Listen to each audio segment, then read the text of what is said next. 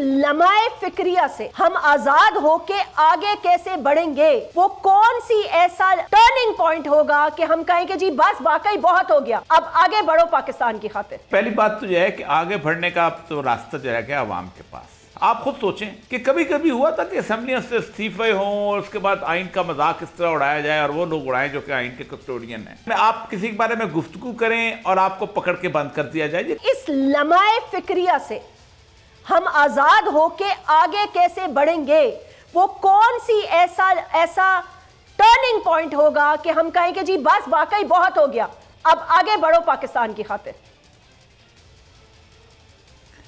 देखिए, पहली बात तो यह है कि आगे बढ़ने का तो रास्ता जो है अवाम के पास।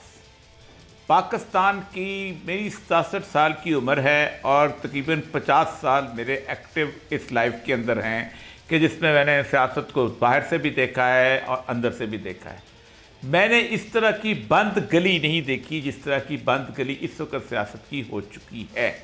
ये ऐसा कभी नहीं होता था। आप खुद सोचें कि कभी कभी हुआ था कि असेंबलियों से इस्तीफे हों और उसके बाद आइन का मजाक इस तरह उड़ाया जाए और वो लोग उड़ाएं जो कि आइन के कस्टोडियन हैं। आप के बारे में आप किसी के बारे में गुफ्तगू करें और आपको पकड़ के बंद कर दिया जाए, ये कभी नहीं हुआ था। अंग्रेज़ के ज़माने के 1860 के कवानीन चले आ रहे हैं, 124 अलग वर्जे को। आप कहें जी मेरी तौहीन हुई, आप मुझे बताइए कि इस वक्त शेख रशीद को पकड़ा हुआ है, वो पकड़ा हुआ है कि उसने बिलावल के बारे में कुछ बात की या जफर के बारे में बात की। चलो आप ट्विटर उठा लें, मेरा उठा लें, अपना उठा लें, हर एक को कम से कम दिन की कम से कम 200-300 गालियां जरूर पड़ती हैं आराम से। तो सारे ट्विटर फॉलोअर्स को आप सबको गिरफ्तार कर लो सुबह उसी जुर्म के अंदर। क्यों? बिलावल की इज्जत ज्यादा है, हम लोगों की इज्जत नहीं है इस दुनिया के अंदर। जरदारी की इज्जत ज्यादा है। अच्छा, जहां तक इस बात का ताल्लुक है, पाकिस्तान में रोज कत्ल की FIR दर्ज होते हैं रोज, और उनमें जाली नाम डाले जाते हैं, बाकायदा डाले जाते हैं, और वो जाली नाम जो है उनके अंदर गिरफ्तारियां होती हैं, लेकिन कभी FIR दर्ज कराने वाला गिरफ्तार नहीं हुआ। एक आदमी अपनी इंसिनुएशन करता है, बेनजीर ने कहा था 4 आदमी मेरे मुजरम हैं, अगर उन्हें कत्ल कर दी गई तो कभी किसी ने कोई बात की?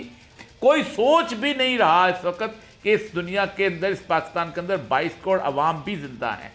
आप जब चाहें जिस वक्त चाहें बेदर्दी के साथ पेट्रोल की कीमत बढ़ा दें, जब चाहें जिस वक्त चाहें आप बिजली की कीमत बढ़ा दें, जब चाहें जिस वक्त चाहें जिसको चाहे गिरफ्तार कर लें।